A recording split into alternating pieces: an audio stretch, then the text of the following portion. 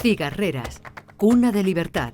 El mito de Carmen, en la novela y en el cine, ha ocultado la verdadera historia de unas andaluzas trabajadoras y combativas. En los siglos XVIII y XIX representan la avanzadilla de la incorporación de la mujer a la fábrica y al mundo del trabajo industrial. Se enfrentan a todas las trabas que la sociedad impone a la mujer. Son dueñas de su hogar e incansables trabajadoras.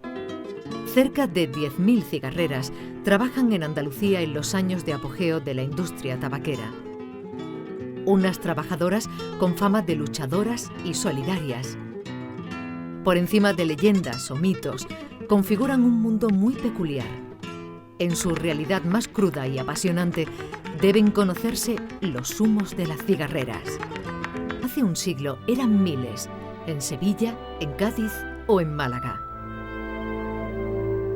Las cigarreras elaboraban uno de los productos más preciados que llegaron del Nuevo Mundo.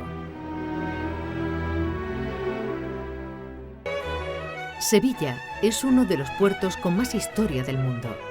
En el siglo XVI, tras el descubrimiento y conquista de América, la ciudad canaliza por decisión de la corona todo el tráfico de mercancías y de hombres con el nuevo continente.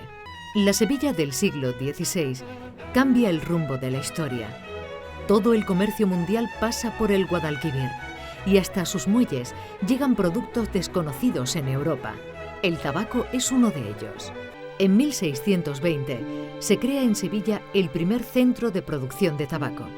Se trata de la primera fábrica del mundo. Al principio, este también era un trabajo de hombres, pero eso cambió en el siglo XVIII, cuando nace en Cádiz la figura de la cigarrera. El desarrollo económico, la expansión extraordinaria, hizo que la gente demandara una serie de productos de un cierto valor. Y uno de estos productos fueron los cigarros, de manera que hubo que crear una dependencia en Cádiz exclusivamente para hacer cigarros.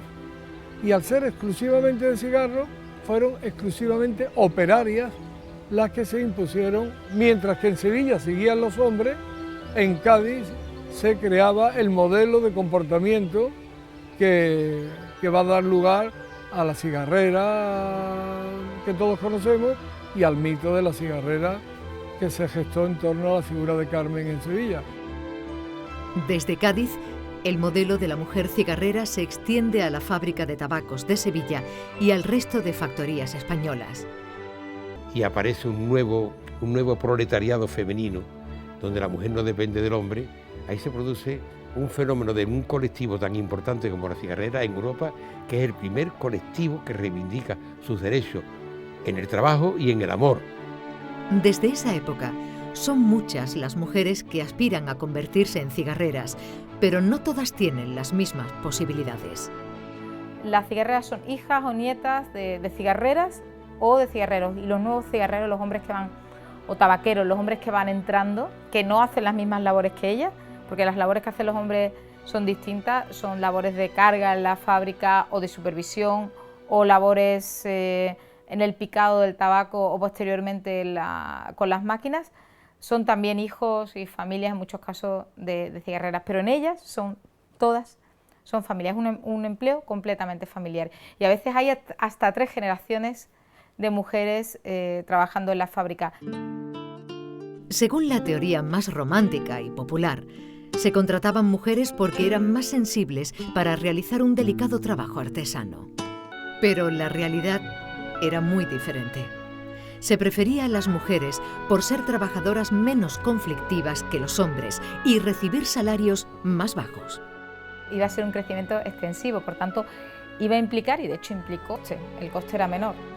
Las mujeres compaginan su trabajo con las labores domésticas y maternales y a menudo lo hacen en su propio puesto de trabajo. En torno a la fábrica de tabacos, las cigarreras forjan toda una cultura y una filosofía de vida. Las niñas, a partir de 7 años aproximadamente, iban allí a la fábrica para cuidar de los bebés. Pero al mismo tiempo que estaban cuidando de los bebés, estaban aprendiendo el oficio. Como en todo trabajo a destajo, las cigarreras afrontan durísimas e interminables jornadas de trabajo. Hasta que aparecen las primeras máquinas, toda la producción pasa por las manos de las cigarreras en sus diferentes faenas. Las cigarreras van gestando un espíritu de comunidad que más adelante, en plena época de cambios, las lleva a luchar unidas. Desde el primer momento surge en la cigarrera un espíritu de solidaridad. Con los dedos, la ropa y todo el cuerpo oliéndoles a tabaco, es difícil no caer en la tentación. Las cigarreras también echan humo. Las cigarreras fueron, por así decirlo, las primeras mujeres que fumaron. La imagen que nos ha quedado de las cigarreras andaluzas es la de unas mujeres reivindicativas y de espíritu solidario. Estas mujeres tomaron conciencia de su poder al ser tan numerosas y estar concentradas todas en un único centro. Es decir, todas entraban por la misma puerta y entonces cualquier problema que le surgía a una era el problema del grupo, el problema del taller y el problema al final de toda la fábrica. Las cigarreras de Sevilla ya protagonizan algunas de las primeras manifestaciones femeninas de la historia. Hubo una en el 42, 1842, cuando no eran muchas, pero que marcó una época.